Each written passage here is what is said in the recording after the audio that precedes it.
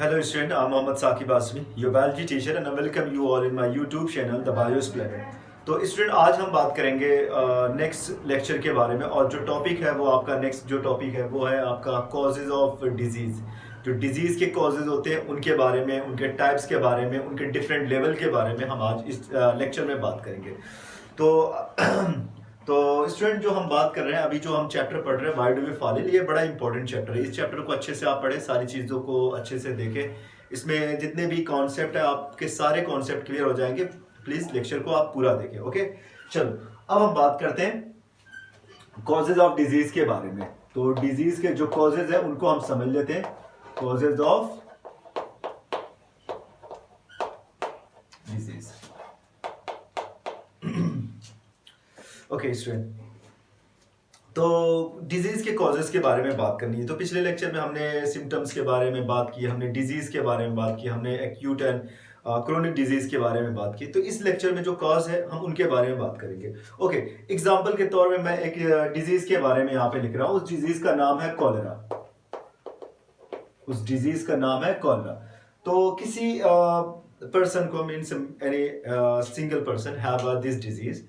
अब उस आदमी को जब डिजीज हो गई तो उसका पहले आपने पूछा कि ये डिजीज क्यों हो, तो उसने कहा कि मेरी बॉडी के अंदर कुछ बैक्टीरिया चले गए। For example like Vibrio cholerae नाम का बैक्टीरिया है। विब्रियो कॉलरी नाम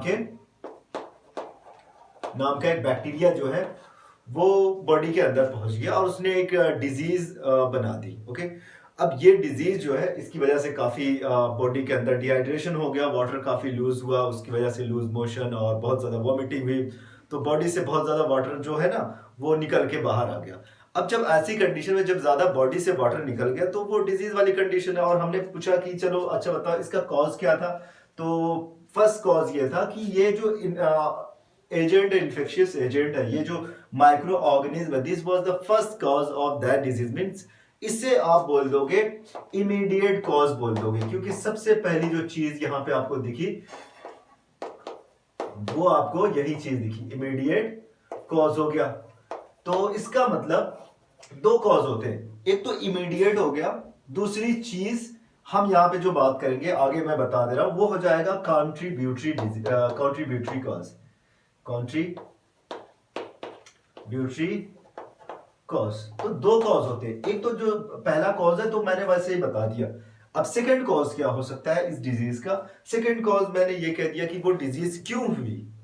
तो वो विब्रियो कॉलरी क्यों हुआ आपको, तो उसने कहा कि मैंने कंटामिनेटेड वाटर को ड्रिंक किया। मैंने कंटामिनेटेड वाटर को ड्रिंक किया।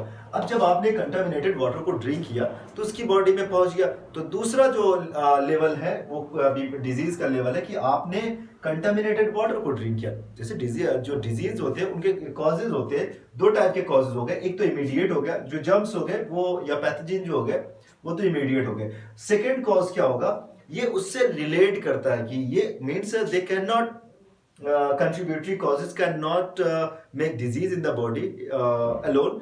ये सपोर्टिंग होते हैं, कंट्रीब्यूटरी जो होते हैं वो सपोर्टिंग होते हैं। इनकी वजह से ये डिजीज होती है ना, इनकी वजह से मतलब डिजीज के टाइम पे ये हेल्प करते हैं। ये इमीडिएट कॉज को फैसिलिटेट करते हैं इस डिजीज के लिए। मेन डिजीज के लिए फर्स्ट कॉज के लिए फर्स्ट कॉज को कौन फैसिलिटेट करता है, कंट्रीब्यूटरी। तो कंट्रीब्यूटरी किसी डिजीज को बनाते नहीं है एक्चुअली, बस उसे फैसिलिटेट करते हैं, उनकी हेल्प करते हैं कि आप डिजीज बना ले। ओके, तो कंटामिनेटेड वाटर को ड्रिंक किया, एक तो ये कॉज हो गया।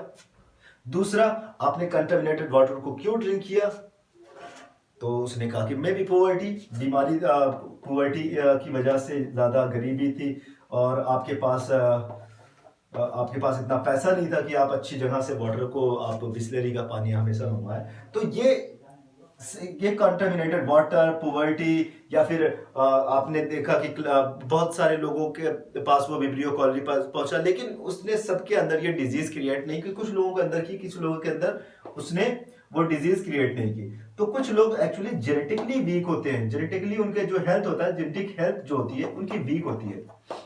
तो जेनेटिक हेल्थ अगर वीक है तो ऐसी कंडीशन में भी डिजीज हो सकती है। तो ये सारे के सारे सेकेंडरी कॉज होते हैं या कंट्रीब्यूटरी कॉज इनको कहेंगे। अब देखो आपके एनसीईआरटी में जो एग्जांपल उसने दिया हुआ है उस एग्जांपल को समझो। एग्जांपल में उसने जो दिया हुआ है वो कॉलरा के बारे में उसने एग्जांपल नहीं लिया, वो बल्कि एग्जांपल जो आपका वो लूज मोशन से रिलेटेड है।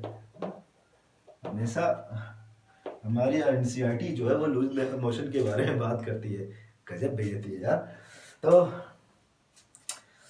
ये लूज मोशन जो है ये सबसे पहले हमने पूछा मान ले किसी बच्चे को लूज मोशन हो गया।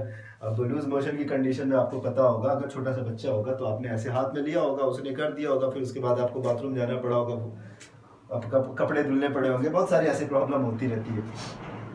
Okay, loose motion.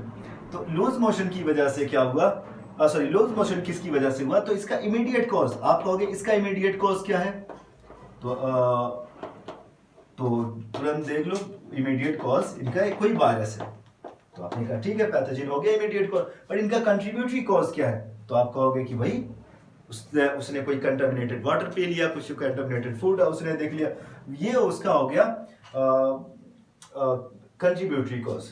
Means contaminated water हो गया, या फिर वो जेनेटिकली वीक था, या फिर वो काफी पुअर था, वो गरीब था, वो अरेंज नहीं कर सका, या फिर जिस जगह पे जिस एरिया में रहता हो वहां पे वाटर की प्रॉपर सप्लाई नहीं हो पा रही है, अच्छे वाटर की सप्लाई नहीं हो पा रही है, वाटर सप्लाई में डिस्टरबेंस आपको दिख रहा है, तो इसकी वजह से भी वो डिजीज हो सकती है। तो सेकेंडरी कॉज या फिर कंट्रीब्यूटरी में आपका कंटामिनेटेड वाटर का ड्रिंक करना, जेनेटिकली वीक होना, पुअर्टी और वाटर सप्लाई से रिलेटेड जो प्रॉब्लम्स होती है, ये आपका सेकेंडरी कॉज को क्रिएट करता है या फिर कंट्रीब्यूटरी कॉज को क्रिएट करता है।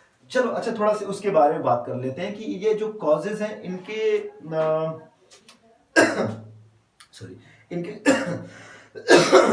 इनके कुछ लेवल होते हैं, इनको हम अपने तरीके से इनको भी देख लेते हैं।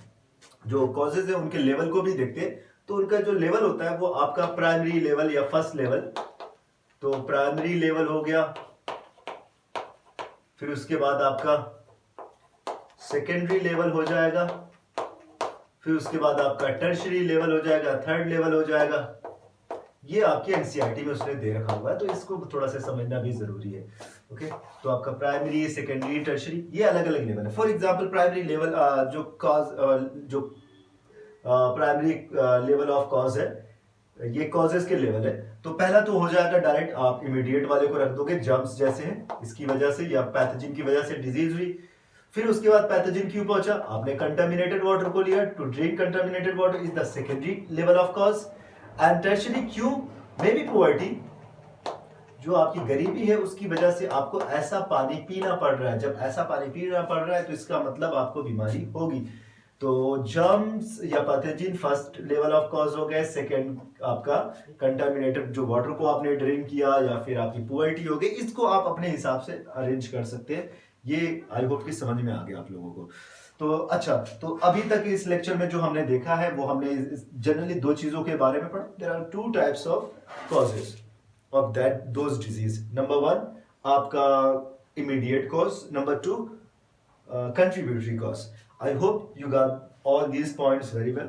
So let's talk about the next points कि इमीडिएट जो कॉज होते हैं वो कितने टाइप के होते हैं। मैंने वहां पे बता दिया कि जो इमीडिएट कॉज, जनरली जो इमीडिएट कॉज होते हैं ये सॉरी वहां पे बताना मैं भूल गया था।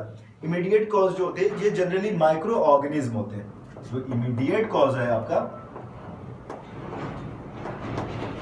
जो इमीडिएट कॉज है आपका, ये इमीडिएट कॉज जनरली आपके माइक्रो ऑर्गेनिज्म। बट इसका मतलब ये नहीं कि सिर्फ माइक्रो ऑर्गेनिज्म ही होंगे। यहाँ पे मीन्स इन्फेक्शियस एजेंट और नॉन इन्फेक्शियस दोनों चीजें हो सकती है। कुछ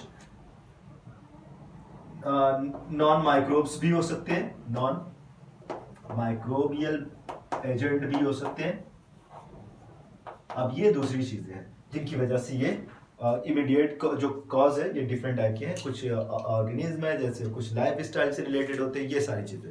ओके, तो आई होप कि आपको ये लेक्चर्स अच्छे से समझ में आ गया। सारी चीज़ों को अच्छे से पढ़ें, चीज़ों को देखें, पॉइंट्स को नोट करें। कोई कंफ्यूजन है तो कमेंट बॉक्स में लिखे होता है। Thank you so much.